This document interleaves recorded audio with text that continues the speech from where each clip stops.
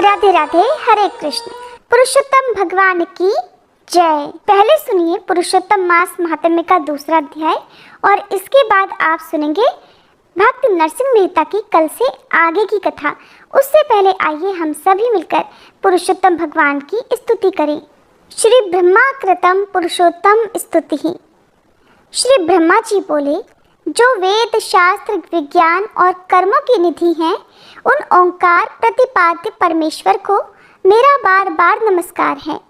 समस्त विद्याओं को धारण करने वाले वाणीपति भगवान को प्रणाम है।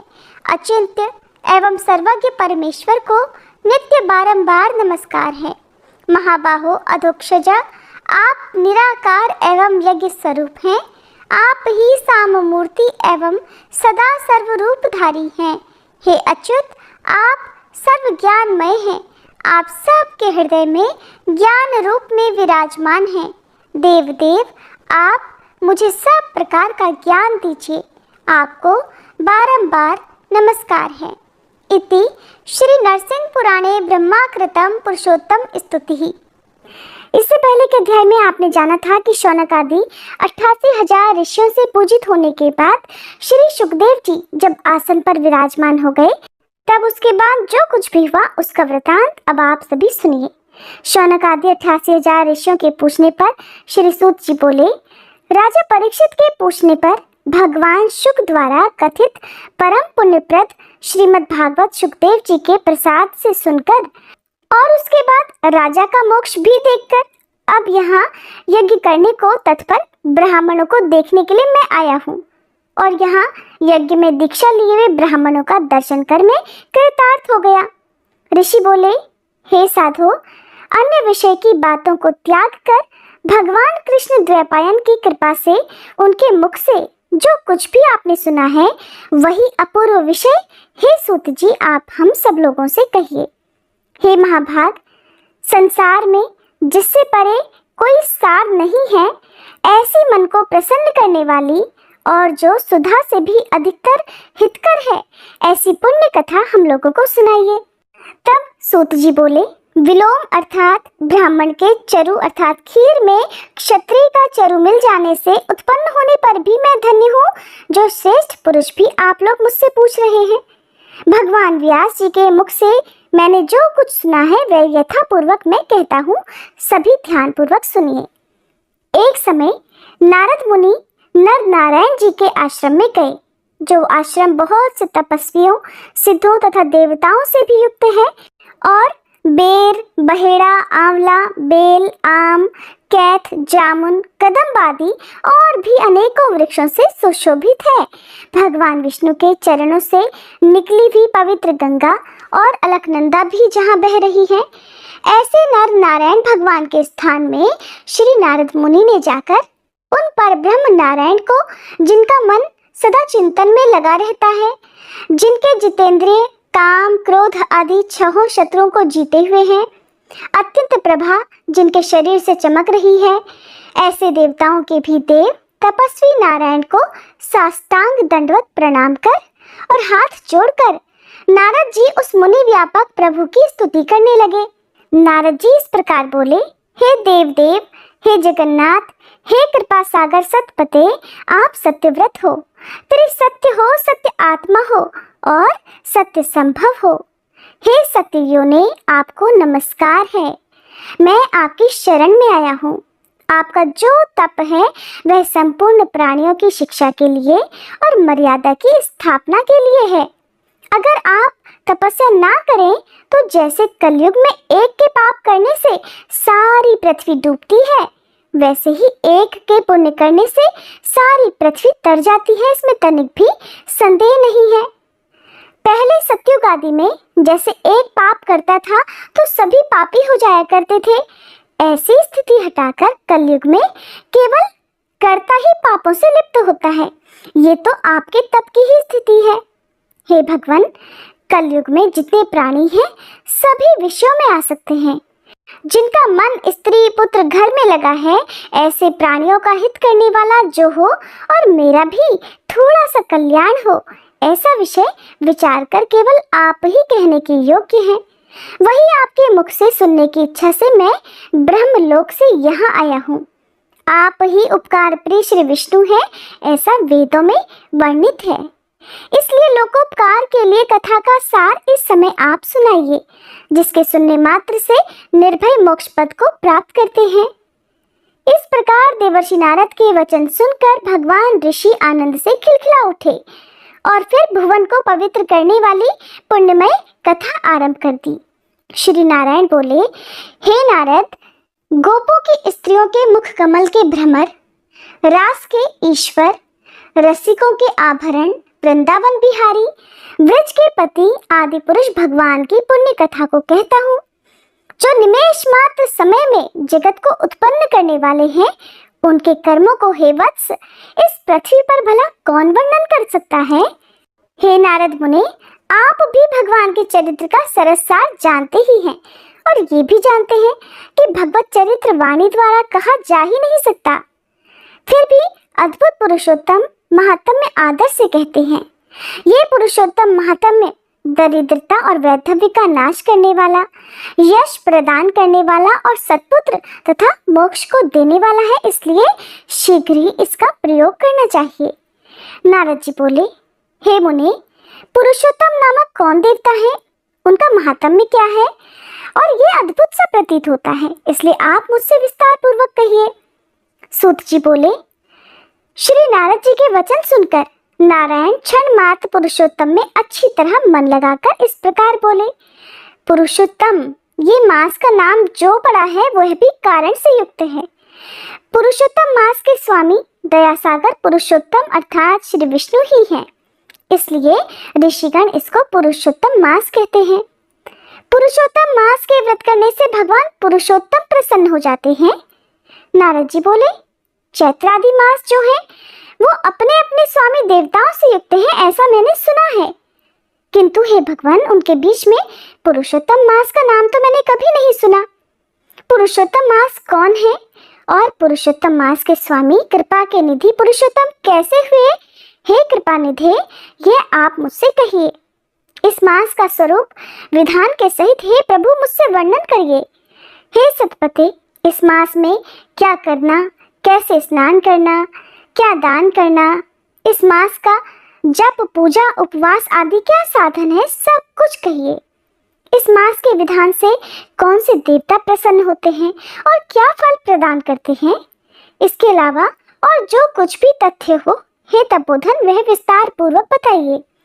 साधु दीनों के ऊपर कृपा करने वाले होते हैं, वे तो बिना पूछे कृपा करके सदुपदेश दे ही दिया करते हैं।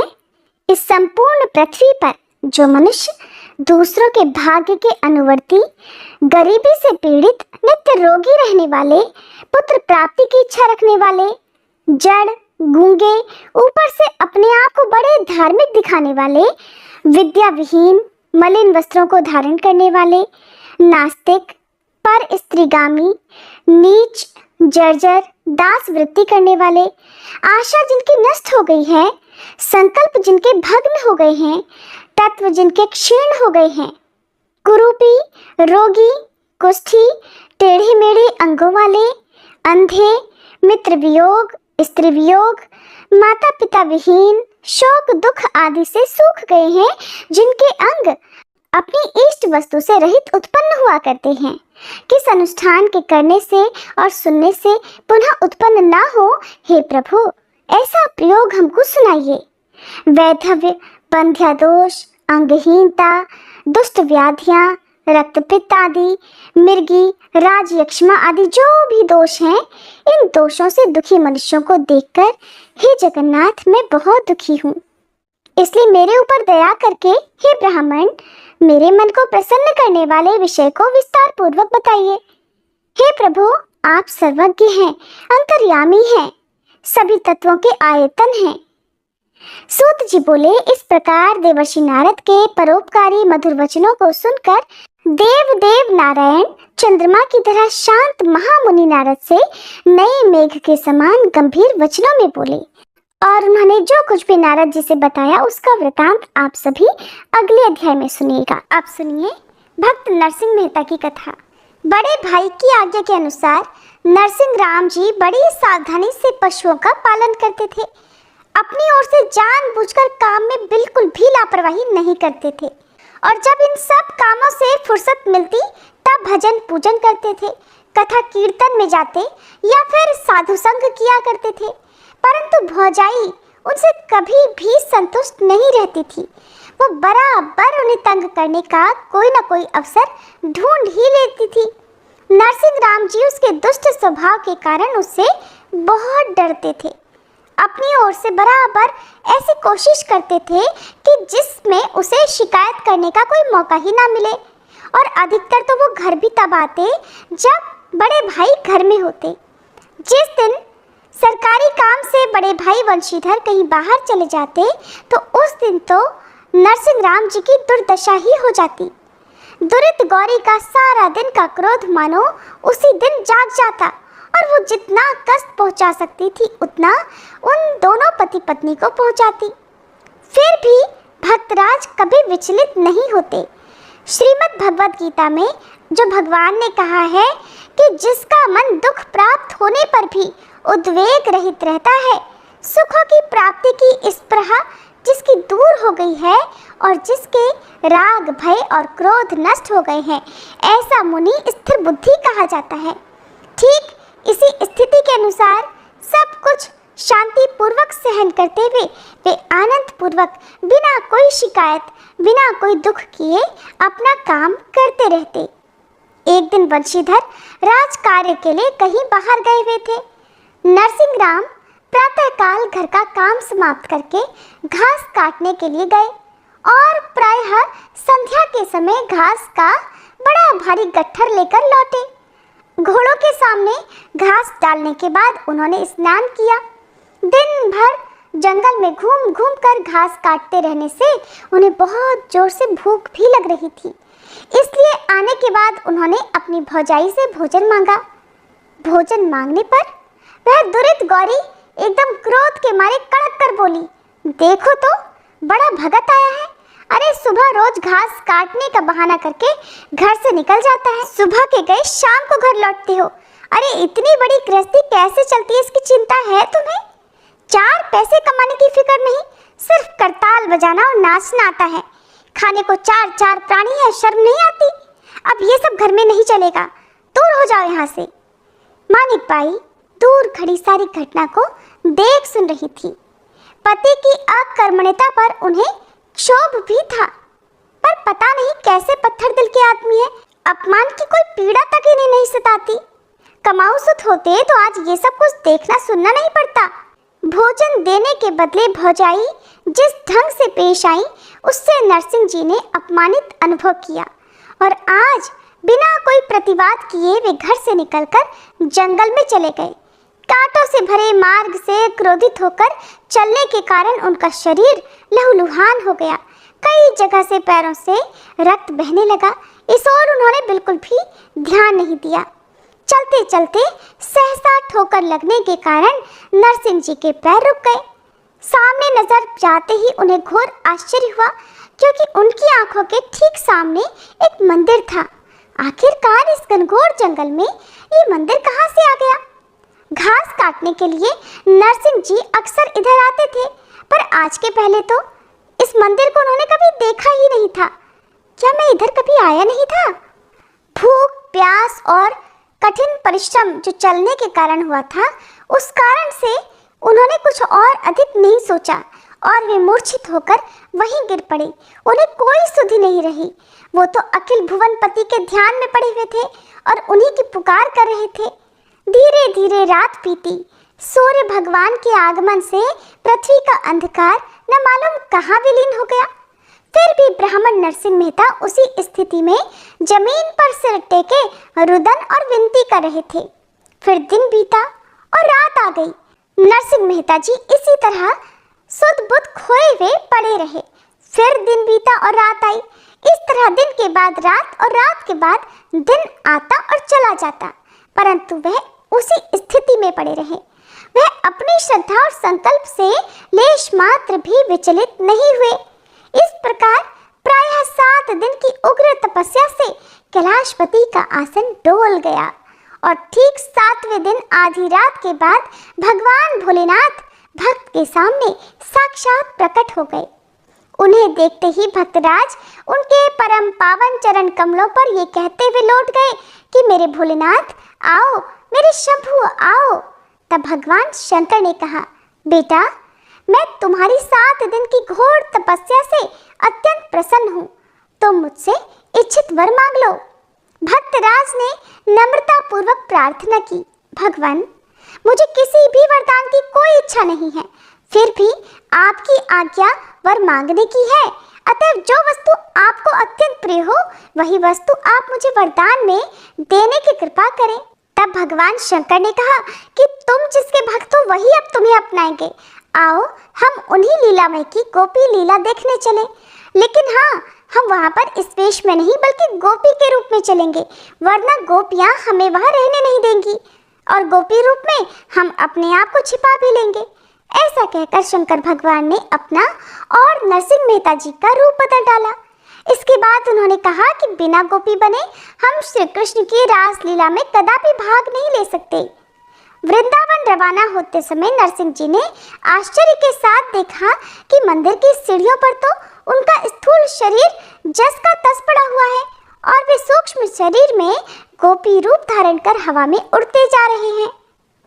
अब भगवान शंकर नरसिंह मेहता जी को साथ में लिए हुए द्वारकाधीश जी के राजमहल में पहुंचे। उस समय वहां भगवान की धर्म सभा बैठी हुई थी।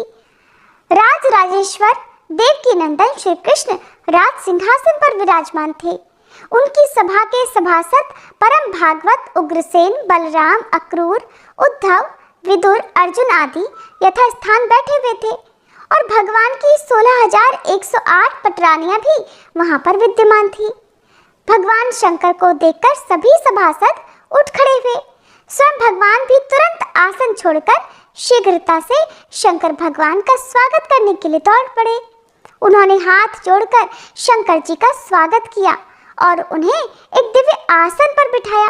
इसके पश्चात विधि पूर्वक पूजा करने के बाद उनके आगमन का कारण पूछा।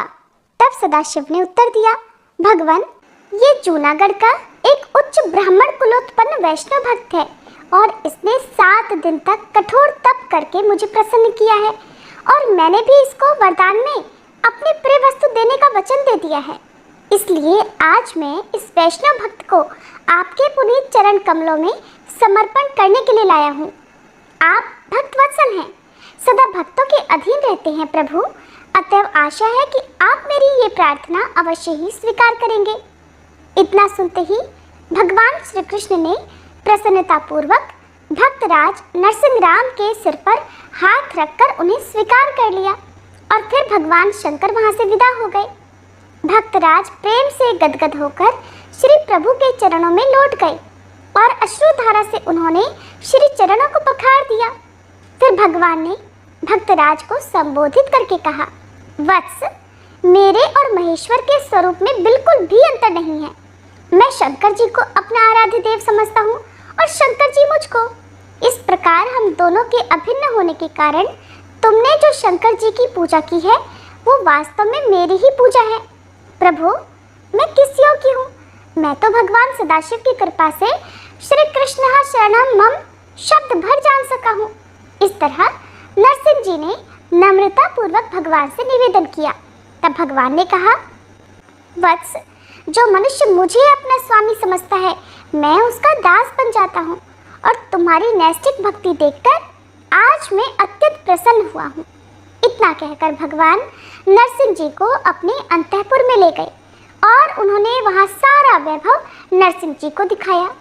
उस समय से नरसिंह जी स्वयं भगवान की सेवा में रहने लगे। उन्हीं दिनों शरद पूर्णिमा का समय आ गया और श्री धाम में रास की तैयारी हुई। तत्काल वृंदावन की तरह सुरम्य रास मंडल तैयार हो गया और 16 सहस्त्र गोपियां और इतने ही भगवान के दिव्य स्वरूप भी प्रकट हो गए। उसी समय भक्तराज ने भी गोपी वेश में अपना राग छेड़ दिया। वह भगवत गुणगान में एकदम तल्लीन हो गए और उनके इस भाव को देखकर गोपाल अत्यंत प्रसन्न हो गए और उन्होंने पुरस्कार में भक्तराज को अपना पीताम्बर ओढ़ा दिया। इसके बाद भगवान ने शंख ध्वनि की और महाराज शुरू हो गया। भगवान ने नरसिंह जी के हाथ में दीपक देकर रास मंडल के बीच में खड़ा कर दिया। भक्तराज तो रास देखने में तन्मय हो गए। अचानक दीपक की जलती हुई शिखा उनके हाथ के वस्त्र में लग गई। बस उनका सारा हाथ दीपक की तरह जलने लगा। हाथ ही मसाल बन गया। लेकिन भक्तराज जो कि रास देखने में तन्मय थे, लीन थे, उन्हें तो इस बात की बिल्कुल सुध भी नहीं रही कि उनका हाथ जल रहा है। उनका मन तो श्री प्रभु के साथ एक हो रहा था। शरीर के साथ तो मानो उसका कोई संबंध ही नहीं था। इसलिए वो एक भाव से अंत तक रास दर्शन करते रहे। उनका चित्त एक क्षण के लिए भी विचलित नहीं हुआ। अंत में रास लीला समाप्त होने पर स्वयं भगवान की ही दृष्टि नरसिंह जी के जलते हाथ पर पड़ी तो तुरंत उन्होंने आगे बढ़कर हाथ की आग को बुझा दिया और प्रेम से उनके जलते हुए हाथ पर हाथ फेरकर उसकी सारी पीड़ा दूर कर दी। भक्तराज अभी तक तन्मय ही थे। उनकी इस तन्मयता को देखकर श्री रुक्मणी जी आदि महादेवियों को बड़ा आश्चर्य हुआ। माता रुक्मणी जी ने तो प्रसन्न होकर अपना हार ही उतारकर भक्तराज को पहना दिया। फिर तो भगवान ने भी भक्तराज की भूरी भूरी प्रशंसा की और भक्त नरसिंह को मेरे समान जानो ऐसा कहकर उन्हें अत्यंत सम्मान प्रदान किया। इस प्रकार आनंदोत्सव, भगवत दर्शन और भगवत सेवा में नरसिंह जी को प्रायः 1 मास का समय बीत गया। लेकिन उन्हें यह समय एक निमेष से अधिक पता ही नहीं चला। एक दिन वो बैठे बैठे भगवान की चरण सेवा कर रहे थे कि अचानक उनका ध्यान अपने सौभाग्य पर गया और वो सोचने लगे, आहा, मैं कितना धन्य हूँ जो मुझे साक्षात लक्ष्मी और देव मुनियों को भी दुर्लभ भगवान की चरण सेवा करने का सुअवसर प्राप्त हुआ है।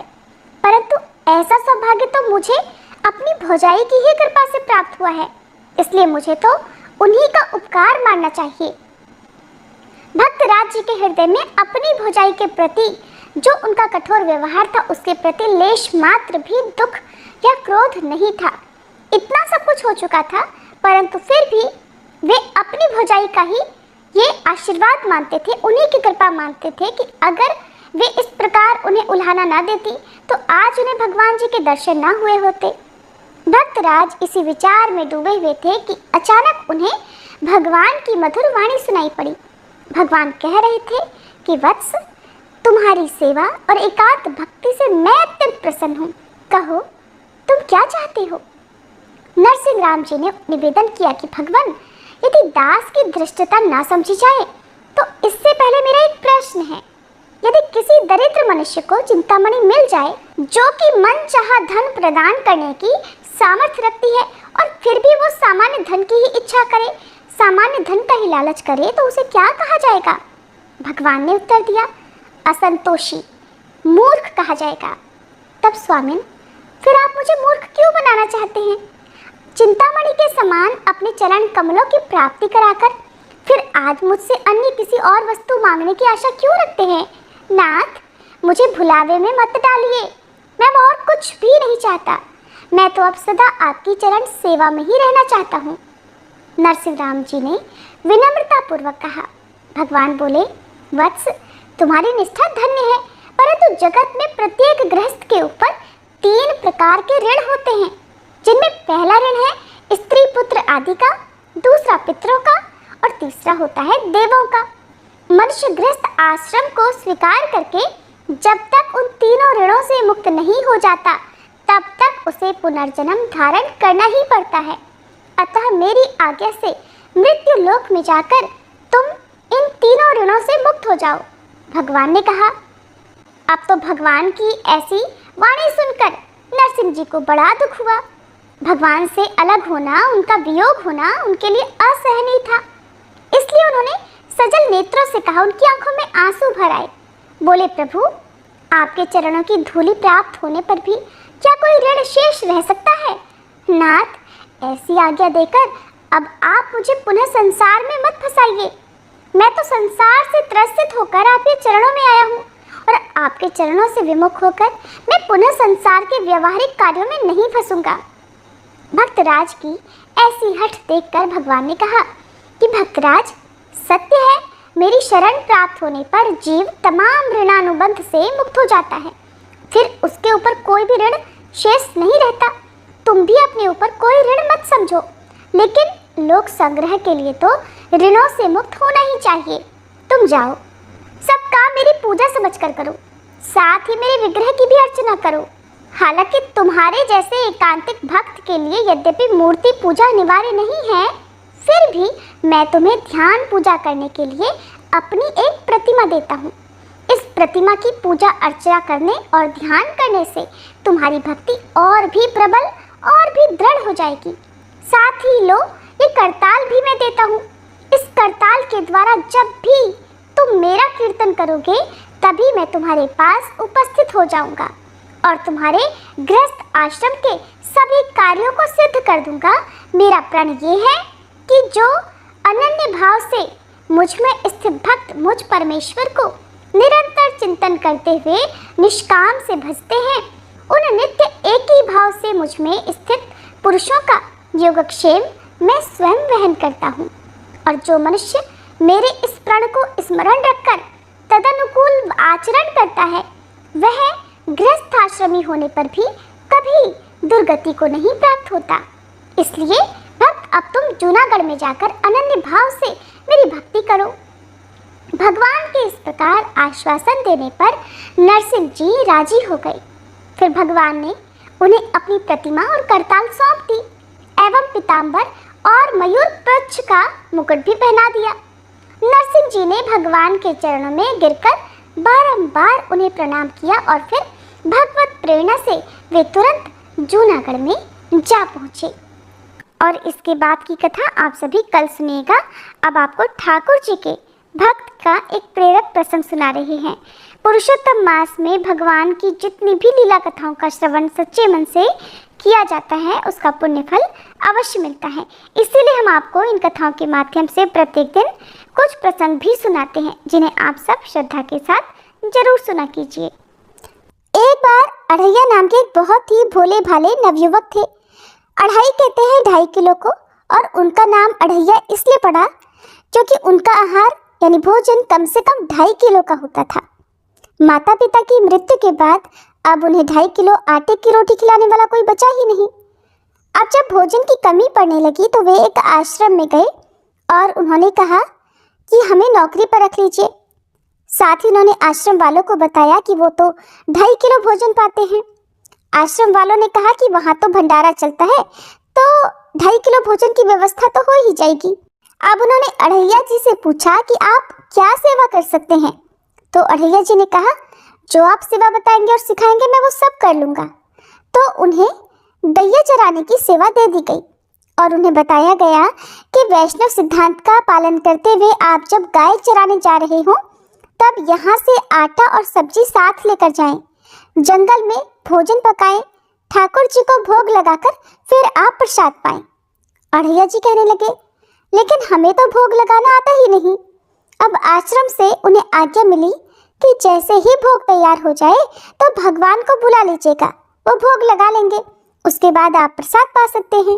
अब अढ़ैया जी गाय लेकर चराने के लिए गए तो साथ में उन्होंने गोबर के उपले बीन लिए और 2.5 किलो आटे की बाटी बना ली और आलू का भरता भी बना लिया। फिर कहने लगे, गुरुदेव के ठाकुर आइए भोग लगाइए।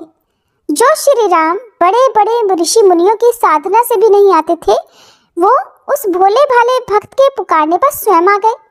और अढ़ैया जी ने जब आंखें खोलकर देखा तो धनुष धारण किए हुए श्री राम सामने खड़े थे। अढ़ैया जी ने कहा, आप कौन हो? तब भगवान कहने लगे कि लोग हमें श्री राम कहते हैं। आपने ही तो कहा कि गुरुदेव के ठाकुर आइए, और हम तुम्हारे गुरुदेव के ठाकुर ही हैं, तो हम आ गए। तब श्री राम ने कहा कि आलू के भरते की तो बड़ी अच्छी खुशबू आ रही है, हम भी तुम्हारे साथ खाएंगे। अढ़ैया जी ने कहा, हमें तो लगा बस आपको भोग लगाना होता है, आप सच में खाते हैं क्या? तो श्री राम जी कहने लगे, हम सबका नहीं खाते, लेकिन आप जैसे भक्त जब पुकारते हैं तो हम उनका जरूर पाते हैं। अब अढ़ैया जी तो बिल्कुल भोले भाले थे, कुछ भी नहीं जानते थे। इससे पहले ठाकुर जी की सेवा उन्होंने कभी की नहीं, ना कभी भोग लगाया था। अब भगवान जो बड़े बड़े मुनियों के ध्यान में भी नहीं आते थे, वो उस भोले भाले भक्त के सिर्फ एक बार बुलाने पर आ गए। राम जी कहने लगे कि आप आंखें बंद करिए तो हम आपका भोग पाएंगे। अढ़ैया जी ने सोचा कि प्रभु बस 1 या 2 बाटी खाएंगे, चलो कोई बात नहीं, आज 2.5 किलो ना सही, थोड़ा कम ही सही, आज ऐसे ही गुजारा कर लेंगे। लेकिन प्रभु श्री राम ने तो सारी बाटी और सारा भरता खा लिया। अढ़ैया जी ने आंखें खोली, देखा तो ना तो भरता था ना बाटी थी, सब गायब। तो कहने लगे प्रभु क्या आज आप हमें भूखा रखेंगे?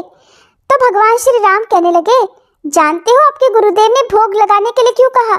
क्योंकि आज एकादशी है, इसलिए उन्होंने आपको आटा दे दिया और कहा था कि आप खुद पका के भोग लगा लेना। अब वो आपको रोज आटा और सब्जी दे देंगे और आप पकाने के बाद हमें बुला लेना। तो अढ़ैया जी ने पूछा, आप रोज आएंगे? तो श्री राम जी ने बोला कि आप रोज बुलाएंगे तो हम रोज आ जाएंगे। अब अढ़ैया जी आश्रम पर जाकर अपने गुरुजी से बोले कि गुरुजी, आज तो आपके ठाकुर जी आए थे और हमारी सारी बाटी खा गए। कल से हम 5 किलो आटा लेकर जाएंगे, 2.5 किलो आपके ठाकुर जी के लिए और 2.5 किलो हमारे खुद के लिए। सुनकर गुरुदेव जी को तो हंसी आ गई, सोचने लगे कि 2.5 किलो आटा भी इनके लिए कम पड़ने लगा। तो उन्होंने भंडारी से कहा कि पूछने की जरूरत नहीं है, ये जो भी मांगे इन्हें दे दीजिएगा। अगले दिन अढ़ैया जी फिर से गाय लेकर जंगल पहुंचे। गायों को चराने के लिए छोड़ने के बाद उन्होंने चूल्हा तैयार किया, बाटी और भरता बनाया, पत्तल में भोजन परोस के उन्होंने आंखें बंद की और बोले, गुरुदेव के ठाकुर जी पधारिए। आंखें खोलकर देखा तो आज तो श्री राम जी के साथ सीता जी भी आई थी। अढ़ैया जी ने पूछा, ये कौन है? तो श्री राम कहने लगे, ये तो हमारी अर्धांगिनी है। तो कल क्यों नहीं बताया था आपने कि आपकी अर्धांगिनी भी है? क्या ये भी भोजन करेंगी हमारे साथ? अढ़ैया जी ने पूछा। तो प्रभु श्री राम कहने लगे, ये भी हमारे जितना ही पाती है। तब अढ़ैया जी कहने लगे, भोग लगाइए गुरुदेव के ठाकुर। उनके ऐसा कहते ही माता सीता और प्रभु श्री राम जी सारी बाटी खा गए। अब अढ़ैया जी आश्रम में गए और गुरुदेव से कहने लगे कि गुरुदेव, कल से 7.5 किलो आटा लगेगा। आज तो आपके ठाकुर जी अपनी पत्नी को भी साथ लेकर आए थे। आश्रम में किसी को भी उनकी बातों पर विश्वास नहीं हो रहा था। उन्हें लगा कि शायद अढ़ैया जी गैयों को भी बाटी खिला देते होंगे। अब आज्ञा हुई कि उन्हें 7.5 किलो आटा दे दिया जाए। अगले दिन उन्हें बाटी बनाते बनाते दोपहर के 3 बज गए। पत्तल में परोसकर उन्होंने बोला, गुरुदेव के ठाकुर पधारो। इस बार श्री राम तो अपने साथ लखन जी और माता सीता जी दोनों को लेकर आ गए। अढ़ैया जी ने फिर पूछा, आज ये कौन आ गए आपके साथ? श्री राम जी बोले, इन्हें नहीं जानते, ये तो हमारे छोटे भाई हैं। तो अढ़ैया जी बोले, अगर आप पहले बता देते तो हम व्यवस्था करके आते। अब जितना भोजन मैंने बनाया है उतना तो हम सबके लिए कम पड़ जाएगा। तो श्री राम जी ने लक्ष्मण जी से कहा कि बहुत सरल भक्त है, तुम नाराज मत होना। जब वे तीनों चले गए भोजन पाकर, तो अढ़ैया जी ने पत्तलों में से जो जूठन बची थी वो खुद खा ली। आज उनको एक अद्भुत आनंद महसूस हुआ। अगले दिन वो फिर से आश्रम से 10 किलो आटा मांगने लगे। उन्होंने बताया कि गुरुदेव, आज तो आपके ठाकुर जी के साथ एक गोरे गोरे भाई भी आए थे। अब गुरुदेव जी सोच रहे थे कि भला इस भोले भाले भगत को श्री राम, सीता जी और लखन जी का अनुभव कैसे हो सकता है। अढ़ैया जी ने आज 10 किलो आटा लिया, जंगल गए, बाटी बनाई और फिर बोले, गुरुदेव के ठाकुर पधारो। आज तो उन्होंने देखा कि आज तो साथ में विशाल गदा लिए हनुमान जी भी आ गए। अब उन्होंने राम जी से पूछा, आज ये कौन है? तो श्री राम जी कहने लगे, ये तो हमारे प्रिय सेवक हैं हनुमान जी। तो अढ़ैया जी कहने लगे, प्रभु अगर एक बार में ही बता देते कि आपके कुल में कितने लोग हैं तो हम उतने ही भोजन का इंतजाम करके आते। आप एक बार बता तो दीजिए कि कुल कितने लोग हैं, तो हम अपने गुरु जी से जाकर कह देंगे। ये सब बातें अढ़ैया जी श्री राम जी से कह रहे थे। तब श्री राम जी ने हनुमान जी से कहा, गुस्सा मत होना, ये बहुत ही निराला भक्त है हमारा। अब कोई बात नहीं, जितना भोजन था वो सभी को पवाना था। तो अढ़ैया जी ने सबसे कहा कि प्रसाद पाइए प्रभु। सब ने प्रसाद पाया और जो बच गया था वो सब हनुमान जी ने खत्म कर दिया। आज फिर वापस जाकर अढ़ैया जी ने गुरुदेव से कहा, गुरुदेव कल से तो आप मुझे 5 किलो आटा और दे दीजिएगा। आज तो आपके प्रभु के साथ एक विशाल सेवक भी आए थे। अढ़ैया जी की बातें सुनकर गुरुदेव को आज बहुत रोमांच हुआ। उन्होंने सोचा कि क्या प्रभु सच में करुणा करके इस भगत को दर्शन दे रहे हैं। उन्होंने सोचा कि अगली बार ये वापस आए तो मैं इनकी परीक्षा लूंगा। इस बार वो 15 किलो आटा लेकर गए, बाटी बनाई और फिर बोले, गुरुदेव के ठाकुर पधारो। अब राम जी पधारे, साथ में आज 2 और लोग भी थे। तो उन्होंने श्री राम जी से पूछा, प्रभु अब ये कौन है? तो राम जी कहने लगे, ये तो हमारे 2 और भाई हैं, भरत और शत्रुघ्न। फिर से आज सबने प्रसाद पाया। अब अढ़ैया जी वापस आश्रम में आ गए तो गुरुदेव से कहा, गुरुदेव कल से तो 20 किलो वाली आटे की बोरी ही दे दीजिएगा। अब आपके ठाकुर के साथ इतने और ठाकुर आते हैं कि वो तो सब कम पड़ जाता है, और आपके तो इतने ठाकुर हैं, फिर तो हम उनके लिए अब दिन भर भोग ही बनाएंगे। अब अगले दिन वो बहुत सारी व्यवस्था करके गए, आटे की बोरी भी लेकर गए, जंगल में ले जाकर गैयों को चरने के लिए छोड़ दिया और एक पेड़ के नीचे सारी सामग्री रख दी। लेकिन आज उन्होंने कुछ भी नहीं पकाया और आवाज लगाई, गुरुदेव के ठाकुर पधारिए। अब प्रभु श्री राम आ गए। आए तो कहने लगे, आज तो कुछ भी खुशबू नहीं आ रही है, क्यों कुछ बनाया नहीं क्या? तो अढ़ैया जी बोले, प्रभु आपके साथ तो आपकी पत्नी है, सेवक हैं, इतने दिन से आप हमारे हाथ का प्रसाद पा रहे हैं, आज हम आपके हाथ का पाना चाहते हैं। अब तो प्रभु ने सीता जी की तरफ देखा कि ये तो बहुत अलबेला भक्त है। सीता जी अनंत सामर्थ्यशाली है और सभी शक्तियों की स्वामिनी है। अढ़ैया जी ने प्रभु से कहा, प्रभु हमने ना लकड़ी और ना ही उपला इकट्ठा किए हैं, आपके ये जो सेवक हैं इनसे कहिए ये भी तो कुछ करें। तो श्री राम जी ने हनुमान जी से उपला और लकड़ियां इकट्ठा करने को कहा, लक्ष्मण जी को चूल्हा जलाने को कहा और मैया सीता जी भोजन पका रही थी।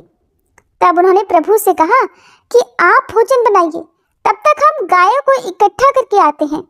अब वो भागकर आश्रम में गए और गुरुदेव से बोले कि गुरुदेव आज तो हमने आपके ठाकुर के पूरे परिवार को फंसा लिया है, आज तो सारे ठाकुर मिलकर रोटी और बाटी बना रहे हैं। गुरुदेव चलिए, जल्दी चलिए गुरुदेव, आपको शंका होती थी ना, आज आप उनके हाथ से बना भोजन ग्रहण कीजिए। अब गुरुदेव ने सोचा ये तो पागल आदमी है, राम जी जो बड़े बड़े योगियों के ध्यान में भी नहीं आते, वो भला कैसे गंवार आदमी जिसको कोई नाम तक जपना नहीं आता था, कोई ग्रंथ पढ़ना नहीं आता, उसके भला सामने कैसे आ सकते हैं? लेकिन उन्होंने सोचा कि भगवान की दयालुता पर तो संशय करना ही नहीं चाहिए, चलकर देख लेते हैं सच्चाई क्या है। गुरुदेव निरंतर भजन परायण थे तो प्रभु के दर्शन के अधिकारी तो थे ही। अब जब वे वहां पहुंचे तो वहां तो पूरा का पूरा राम दरबार उपस्थित था। अब उन्होंने प्रभु के चरणों में साष्टांग प्रणाम किया और कहने लगे, प्रभु ये आपकी लीला समझ में नहीं आई। तब भगवान ने कहा कि देखो जो ज्ञानी भक्त हैं, मैं अत्यंत तर्क के द्वारा भी उनकी पकड़ में नहीं आता। जो विद्वान हैं उनकी विद्वत्ता मुझे नहीं छू सकती, लेकिन जो दीन हैं, जो भोले हैं, उनके सामने मैं अपनी दिव्यता और महानता को भूल जाता हूँ। देखो तुम्हारे इस भक्त की आज्ञा पर हमारा पूरा परिवार इनकी सेवा में लगा हुआ है। ऐसा कहकर प्रभु श्री राम गुरुदेव जी और उनके भक्त अढ़ैया जी को दर्शन देकर कृतार्थ कर अपने परिवार सहित वहीं अंतर्ध्यान हो गए। तो अढ़ैया जी में कोई नाम जप या कोई पूजा पाठ की दिनचर्या तो थी नहीं, लेकिन उन्होंने अपने गुरुदेव की हर आज्ञा का पालन किया। गुरुदेव जी ने उनको जैसी शिक्षा दी उसका पालन उन्होंने सही से किया, तभी तो उन्हें इतनी आसानी से प्रभु मिल गए। तो हमें गुरु की आज्ञा का पालन तो अवश्य करना चाहिए और हम सबके जीवन में कोई ना कोई गुरु तो अवश्य होने चाहिए। ये थी आज की कथा। प्रेम से बोले सियापति श्री रामचंद्र जी की जय।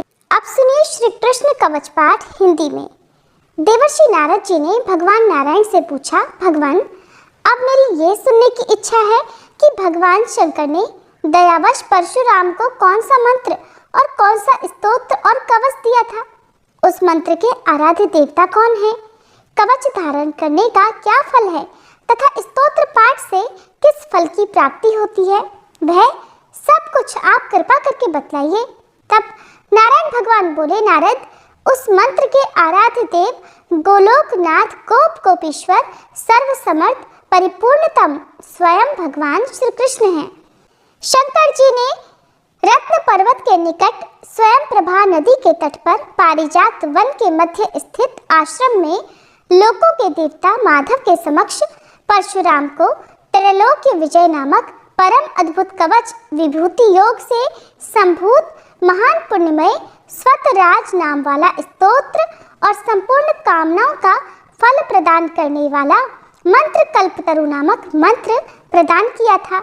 महादेव जी ने कहा, भृगुवंशी महाभागवत्स, तुम प्रेम के कारण मुझे पुत्र से भी अधिक प्रिय हो, अतः आओ कवच ग्रहण करो।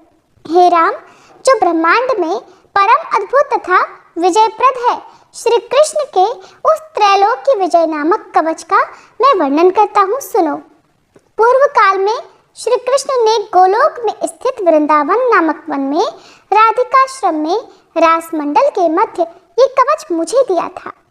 ये अत्यंत गोपनीय तत्व संपूर्ण मंत्र समुदाय का विग्रह स्वरूप पुण्य से भी बढ़कर पुण्यतर परमोत्कृष्ट है और इसे स्नेहवश मैं तुम्हें बता रहा हूँ, जिसे पढ़कर और धारण करके मूल प्रकृति भगवती आद्य शक्ति ने शुंभ निशुंभ महिषासुर और रक्तबीज का वध किया था, जिसे धारण करके मैं लोकों का संहारक और संपूर्ण तत्वों का जानकार हुआ हूँ तथा पूर्व काल में जो दुरंत और अवध्य थे उन त्रिपुरों को खेल ही खेल में दग्ध कर सका हूँ, जिसे पढ़कर और धारण करके ब्रह्मा ने इस उत्तम सृष्टि की रचना की है, जिसे धारण करके भगवान शेष सारे विश्व को धारण करते हैं, जिसे धारण करके कूर्मराज शेष को लीलापूर्वक धारण किए रहते हैं, जिसे धारण करके स्वयं सर्वव्यापक भगवान वायु विश्व के आधार हैं,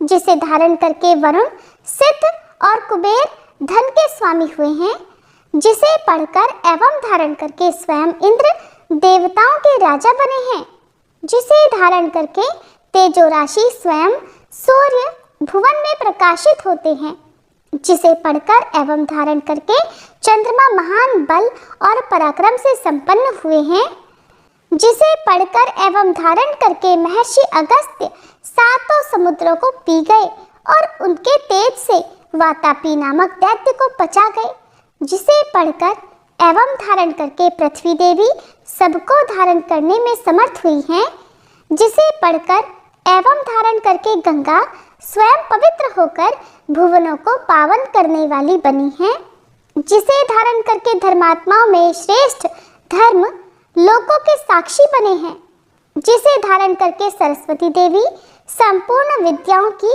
अधिष्ठात्री देवी हुई हैं, जिसे धारण करके परात्परा लक्ष्मी लोकों को अन्न प्रदान करने वाली हुई हैं, जिसे पढ़कर एवं धारण करके सावित्री ने वेदों को जन्म दिया है। भृगुनंदन, जिसे पढ़ और धारण करके वेद धर्म के वक्ता हुए हैं, जिसे पढ़कर और धारण करके अग्नि शुद्ध एवं तेजस्वी हुए हैं और जिसे धारण करके भगवान सनत कुमार को ज्ञानियों में सर्वश्रेष्ठ स्थान मिला है। जो महात्मा साधु एवं श्री कृष्ण भक्त हो उसी को केवल यह कवच देना चाहिए, क्योंकि शठ एवं दूसरों के शिष्य को देने से दाता मृत्यु को प्राप्त हो जाता है। इस त्रैलोक की विजय कवच के प्रजापति ऋषि हैं, गायत्री छंद हैं, स्वयं रासेश्वर देवता हैं और त्रैलोक्य की विजय प्राप्ति में इसका विनियोग कहा गया है। ये परात्पर कवच तीनों लोकों में दुर्लभ है। ओम श्री कृष्णाय नमः सदा मेरे सिर की रक्षा करे। कृष्णाय स्वाहा ये पंचाक्षर सदा कपाल को सुरक्षित रखे। कृष्ण नेत्रों की तथा कृष्णाय स्वाहा पुतलियों की रक्षा करे। हरे नमः सदा मेरी भ्रकुटियों को बचाए। ओम गोविंदाय स्वाहा मेरी नासिकाओं की सदा रक्षा करे। गोपालाय नमः मेरे दंड स्थलों की सदा सब ओर से रक्षा करे। ओम गोपांगनेशाय नमः सदा मेरे कानों की रक्षा करे। ओम कृष्णाय नमः निरंतर मेरे दोनों ओठों की रक्षा करे। ओम गोविंदाय स्वाहा सदा मेरी दंत पंक्ति की रक्षा करे। ओम कृष्णाय नमः दांतों के छिद्रों की तथा क्लिंग दांतों के ऊर्ध्व भाग की रक्षा करे। ओम श्री कृष्णाय स्वाहा सदा मेरी जिह्वा की रक्षा करे। रासेश्वराय स्वाहा सदा मेरे तालु की रक्षा करे। राधिकेशाय स्वाहा सदा मेरे कंठ की रक्षा करे। गोपांगनेशाय नमः सदा मेरे वक्ष स्थल की रक्षा करे। ओम गोपेशाय स्वाहा, सदा मेरे कंधों की रक्षा करे। नमः किशोर वेशाय स्वाहा, सदा मेरे पृष्ठ भाग की रक्षा करे। मुकुंदाय नमः, सदा मेरे उदर की तथा ओम ह्रीं क्लीं कृष्णाय स्वाहा, सदा मेरे हाथ पैरों की रक्षा करे। ओम विष्णवे नमः, सदा मेरी दोनों भुजाओं की रक्षा करे। ओम ह्रीं भगवते स्वाहा, सदा मेरे नखों की रक्षा करे। ओम नमो नारायणाय, सदा नख छिद्रों की रक्षा करे। ओम ह्रीं ह्रीं पद्मनाभाय नमः, सदा मेरी नाभि की रक्षा करे। ओम सर्वेशाय स्वाहा, सदा मेरे कंकाल की रक्षा करे। ओम गोपी रमणाय स्वाहा, सदा मेरे नितंब की रक्षा करे। ओम गोपी रमण नाथाय स्वाहा, सदा मेरे पैरों की रक्षा करे।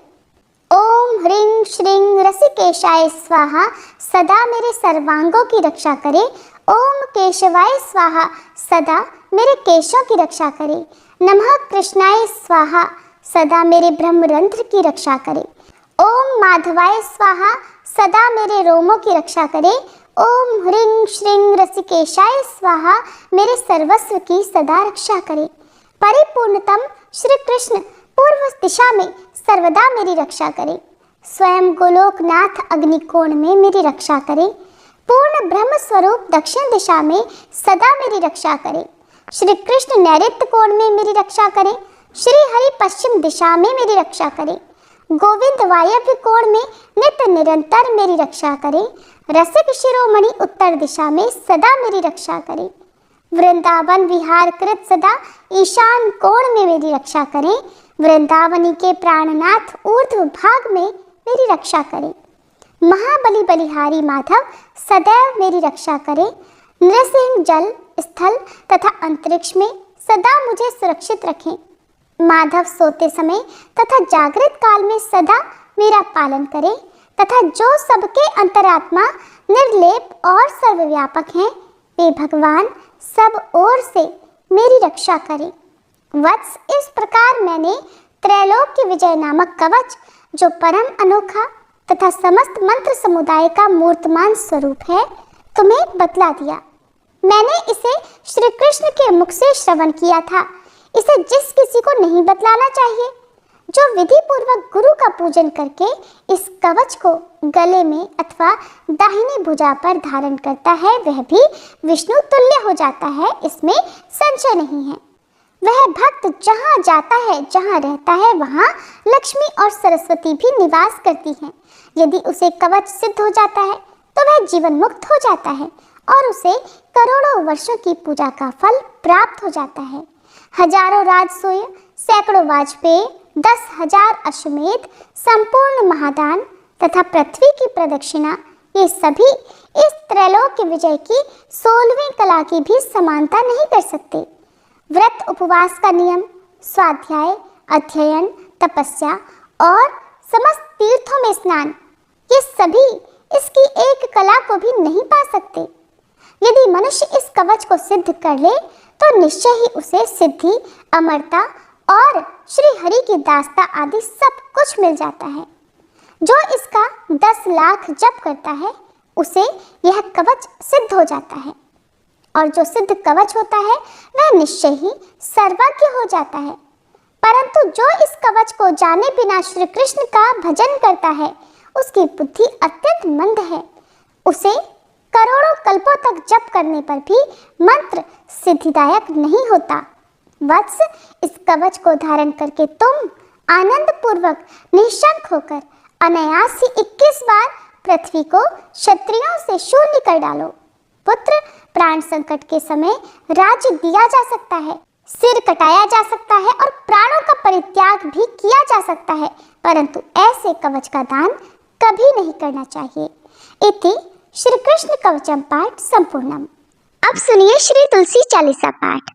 जय जय तुलसी भगवती सत्यवती सुखदानी, नमो नमो हरिप्रेसी श्री वृंदा गुणखानी, श्री हरिशीष विरजनी देहु अमर वर अम्ब, जनहित हे वृंदावनी अब न करहु विलंब।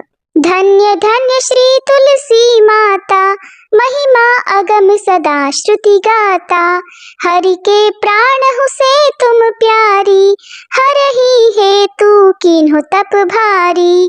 जब प्रसन्न है दर्शन दीन्हो, तब कर जोरी विनय उस कीन्हो। हे भगवंत कंत मम होहु, दीन जानि जन छाड़हु छोहु। सुनी लक्ष्मी तुलसी की बानी, दीन हो श्राप गध पर आनी। उस अयोग्य वर मांगन हारी, हो विटप तुम जड़ तनु धारी। सुनी तुलसी ही श्रप्यो देहि ठामा, करहु वास तुहु नीचन धामा। दियो वचन हरि तब तत्काला, सुनहु सुमुखी जनि होहु विहाला। समय पाई व्यवहारो पाति तोरा, पूजहि आस वचन सत मोरा। तब गोकुल मह गोप सुदामा, तासु भई तुलसी तू बामा। कृष्ण रास लीला के माही, राधे शक्य प्रेम लखी नाही। दियो श्राप तुलसी तत्काला, नर लोक ही तुम जन्महु बाला। यो गोप वह दानव राजा, शंख चूर्ण नामक शिर ताजा। तुलसी भई तासु की नारी, परम सती गुण रूप अगारी। अस द्वै कल्प बीत जब गयऊ, कल्प तृतीय जन्म तब भयऊ। वृंदा नाम भयो तुलसी को, असुर जलंधर नाम पति को। कर अति द्वंद अतुल बल धामा, कीन्हा शंकर से संग्रामा। जब निज सैन्य सहित शिव हारे, मरहि न तब हर हर ही पुकारे। पतिव्रता वृंदा थी नारी, को न सके पति संहारी। तब जलंधर ही वेश बनाई, वृंदा ढिग हरि पहुँचो जाई। शिव हित लही करी कपट प्रसंगा, कियो सत्यत्व धर्म तो ही भंगा। भयो जलंधर कर संहारा, सुनी उर शोक अपारा। तिहि क्षण दियो कपट हरि तारी, लखी वृंदा दुख गिरा उचारी। जलंधर जस हत्यो अभीता, सोई रावण तस हरहि सीता। अस प्रस्तर सम हृदय तुम्हारा, धर्म खंडी मम पति ही संहारा। यही कारण लहि श्राप हमारा, होवे तनु पाषाण तुम्हारा। सुनि हरि तुरत ही वचन उचारे, दियो श्राप बिना विचारे। लख्यो ना निज करतूति पति को, छलन चाहियो जब पार्वती को। जड़मति तुहु अस हो जड़ रूपा, जग में तुलसी विटप अनूपा। भाग्य रूप हम शाली ग्रामा, नदी गंड की बीच ललामा। जो तुलसी दल हम ही चढ़ई है, सब सुख भोगी परम पद पई है। बिन तुलसी हरि जलत शरीरा, अतिशय उठत शीश उर पीरा। जो तुलसी दल हरि शीर धारत, 100 सहस्त्र घट अमृत डारत। तुलसी हरि मन रंजनिहारी, रोग दोष दुख भंजनिहारी। प्रेम सहित हरि भजन निरंतर, तुलसी राधा में नाही अंतर। व्यंजन हो 56 प्रकारा, बिन तुलसी दल ना हरि ही प्यारा। सकल तीरथ तुलसी तरु छाही, लहत मुक्ति जन संशय नाही। कवि सुंदर एक हरि गुण गावत, तुलसी ही निकट सहस गुण पावत। बसत निकट दुर्वासा धामा, जो प्रयास ते पूर्व ललामा। पाठ करहि जो नित नर नारी, हो ही सुख भाषहि त्रिपुरारी। तुलसी चालीसा पढ़ही, तुलसी तरु ग्रह धारी। दीप दान करि पुत्र फल, पावही पंथ्यो नारी। सकल दुख दरिद्र हरि, हार है परम प्रसन्न। आशीर धन जन लड़ही, ग्रह बसही पूर्णा अत्र। लाही अभिमत फल जगत, मह लाही पूर्ण सब काम। जेई दल अर्पही तुलसी, तह सहस बसही हरि राम। तुलसी महिमा नाम लख, तुलसी सुत सुख राम। मानस 40 रचो, जग मह तुलसीदास। तुलसी महारानी की जय। श्री हरि विष्णु भगवान की जय। तुलसी महारानी नमो नमो, हरि की पटरानी नमो नमो। धन तुलसी पूरण तप कीनो, धन तुलसी पूरण तप कीनो। शालिग्राम बनी पटरानी नमो नमो। तुलसी महारानी नमो नमो। जाके पत्र मझरी कोमल, जाके पत्र मझरी कोमल। श्रीपति कमल चरण लपटानी नमो नमो। तुलसी महारानी नमो नमो। धूप दीप नैवेद्य आरती, धूप दीप नैवेद्य आरती। पुष्पन की वर्षा वर्षानी नमो नमो। तुलसी महारानी नमो नमो। 56 भोग 3600 व्यंजन, 56 भोग 3600 व्यंजन। बिन तुलसी हरि एक न मानी नमो नमो। बिन तुलसी हरि एक न मानी नमो नमो। तुलसी महारानी नमो नमो। सभी सखी मैया तेरो यश गावे, सभी सखी मैया तेरो यश गावे। भक्ति दान दीजे महारानी नमो नमो। तुलसी महारानी नमो नमो। हरि की पटरानी नमो नमो। तुलसी महारानी नमो नमो। तुलसी मैया की जय।